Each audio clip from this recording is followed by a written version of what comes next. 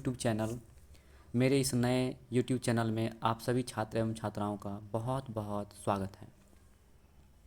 मैं ये क्वेश्चंस आप लोगों के लिए लेके आया हूँ, साइंस सब्जेक्ट का है। मोस्ट ऑब्जेक्टिव क्वेश्चन है जो कि प्रैक्टिस सेट के रूप में मैं लेके आया हूँ आप लोगों के लिए।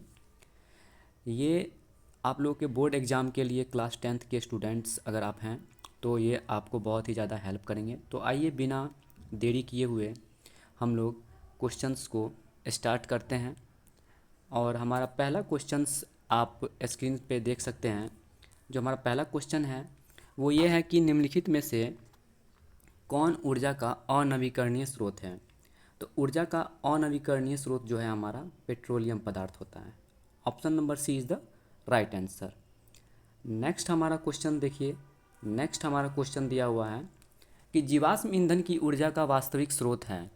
तो बताइए कि जीवाश्म ईंधन की ऊर्जा का वास्तविक स्रोत क्या है। तो आप लोगों को पता होना चाहिए कि जीवाश्म ईंधन की ऊर्जा का वास्तविक स्रोत जो है वो सूर्य है। ठीक है, चलिए अब हम नेक्स्ट क्वेश्चन पे चलते हैं। Option number B is the right answer. Next question पे हम चलते हैं। नेक्स्ट हमारा क्वेश्चन है जो दहन कर ऊष्मा उत्पन्न करते हैं उन्हें कहा जाता है। उन्हें क्या कहा जाता है? जो दहन कर ऊष्मा उत्पन्न करते हैं उसे ईंधन कहा जाता है। Option number B is the right answer. Next question है हमारा यूरो 2 का संबंध होता है। यूरो 2 का संबंध किस चीज़ से होता है? तो यूरो 2 का जो संबंध होता है हमारा वो वायु प्रदूषण से होता है। Option number A is the right answer. अब हमारा नेक्स्ट क्वेश्चन है कि श्वेत प्रकाश में वर्ण विक्षेपण उत्पन्न करता है। आप लोगों को मालूम होगा कि जब प्रिज्म से होकर श्वेत प्रकाश को गुजारा जाता है तो वर्ण विक्षेपण की घटनाएं उत्पन्न होती है। तो इस हिसाब से हमारा जो ऑप्शन नंबर डी होगा वो राइट आंसर होगा कि श्वेत प्रकाश में वर्ण विक्षेपण उत्पन्न करता है प्रिज्म। ठीक है, नेक्स्ट क्वेश्चन देखिए। हमारा नेक्स्ट क्वेश्चन है कि सौर ऊर्जा को सीधे विद्युत में बदलने वाला युक्ति को कहते हैं, क्या बोलते हैं? तो सौर ऊर्जा को सीधे विद्युत ऊर्जा में बदलने वाले युक्ति को हम लोग सौर सेल या फिर सोलर सेल के नाम से जानते हैं। Option number C is the right answer. Next question हमारा है निम्नांकित में से कौन प्रबल क्षारक है? प्रबल क्षारक इनमें से कौन सा है हमारा? तो NaOH। Option number A is the right answer, sodium hydroxide. ठीक है, नेक्स्ट क्वेश्चन देखिए हमारा शुष्क बर्फ का रासायनिक सूत्र क्या होता है? बताइए तो शुष्क बर्फ का रासायनिक सूत्र क्या होता है? तो CO2 होता है। शुष्क बर्फ का रासायनिक सूत्र क्या होगा? CO2। Option number B is the right answer. हम जल्दी जल्दी आप लोगों को 30 क्वेश्चन का प्रैक्टिस करवाने वाले हैं, तो फटाफट हम आप लोगों को 30 क्वेश्चन का प्रैक्टिस करवा रहे हैं। तो लाइक, कमेंट एंड शेयर और सब्सक्राइब करना ना भूलें। नेक्स्ट क्वेश्चन हमारा है रक्त का लाल रंग निम्नांकित में से किस प्रोटीन की उपस्थिति के कारण होता है?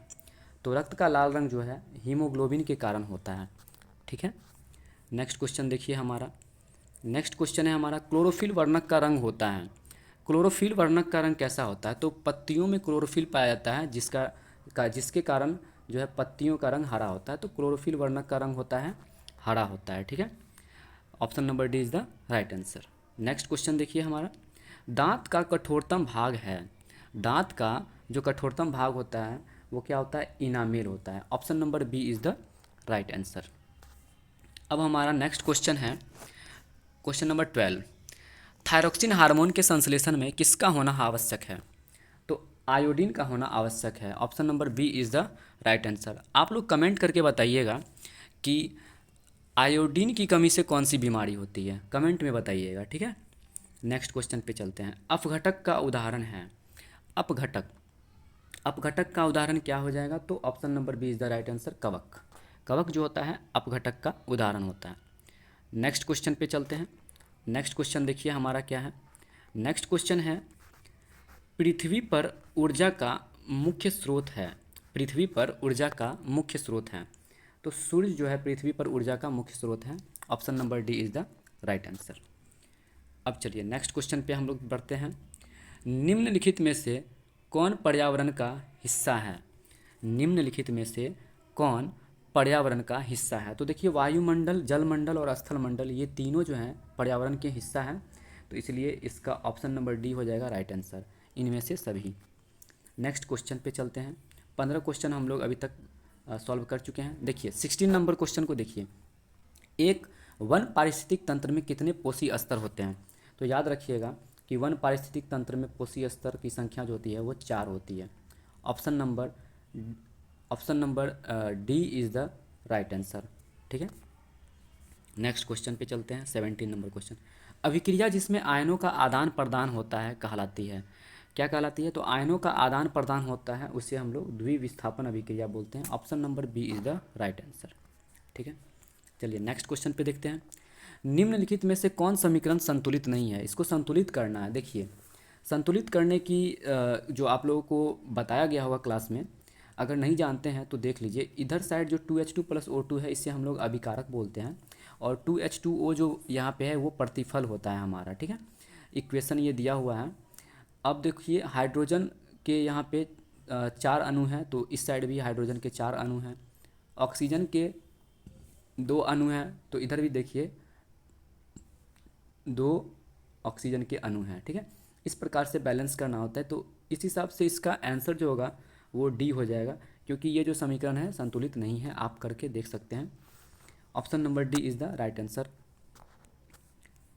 अब हमारा नेक्स्ट क्वेश्चन है, किसी भी उदासीन विलयन का पीएच मान होता है। उदासीन विलयन का पीएच मान कितना होता है? 7 होता है। Option number C is the right answer. अच्छा, कमेंट करके बताइएगा आप सभी छात्र और एवं छात्राएं, कमेंट करके बताइएगा कि 7 से कम अगर विलयन है पीएच मान क्या होगा। अगर कोई विलयन का पीएच मान 7 से कम है तो वो कैसा विलयन होगा, और अगर 7 से अधिक है तो पीएच मान जो होगा उस विलयन का कैसा होगा। कमेंट करके बताइएगा। नेक्स्ट क्वेश्चन पे चलते हैं। निम्नांकित में से प्राकृतिक सूचक कौन है? इसमें से प्राकृतिक सूचक के बारे में पूछ रहा है कि कौन है, तो हल्दी जो होगा। Option number B is the right answer. हल्दी जो है प्राकृतिक सूचक है। नेक्स्ट क्वेश्चन पे चलिए, 21 नंबर क्वेश्चन पे। धोबिया सोडा का रासायनिक सूत्र होता है, इसे हम लोग वाशिंग सोडा के नाम से भी जानते हैं। तो वाशिंग सोडा का रासायनिक सूत्र जो होगा वो क्या होगा? Na2CO3 into 10H2O। Option number C is the right answer. चलिए नेक्स्ट क्वेश्चन पे चलते हैं। हमारा नेक्स्ट क्वेश्चन है, निम्नांकित में से कौन विजातीय यौगिक है? विजातीय यौगिक के बारे में बताना है कि कौन सा इसमें से विजातीय यौगिक है। तो प्लास्टर ऑफ पेरिस जो होता है वो विजातीय यौगिक होता है। Option number D is the right answer. अब आप लोगों को कमेंट करके बताना है फ्रेंड्स कि प्लास्टर ऑफ पेरिस का फॉर्मूला क्या होता है। कमेंट करके बताइएगा। नेक्स्ट क्वेश्चन पे चलते हैं। देखिए 23 नंबर क्वेश्चन पे हम लोग आ चुके हैं, जो स्क्रीन पे दिख रहा है आपको। सबसे कठोर प्राकृतिक पदार्थ होता है, बताइए सबसे कठोर प्राकृतिक पदार्थ कौन सा होगा? तो सबसे कठोर प्राकृतिक पदार्थ जो होता है वो हीरा होता है। Option number D is the right answer. आप लोगों को बताना है कि हीरा का अपवर्तनांक कितना होता है। हीरा का अपवर्तनांक कितना होता है बताइएगा कमेंट करके। ठीक है, नेक्स्ट क्वेश्चन पे चलते हैं हम लोग। देखिए 24 नंबर क्वेश्चन है, निम्नांकित में से कौन सा आयन लाल लिटमस पत्र को नीला कर सकता है? तो इसमें से OH माइनस आयन जो होगा वो लाल लिटमस पत्र को नीला कर सकता है। ठीक है, नेक्स्ट क्वेश्चन पे चलते हैं हम लोग।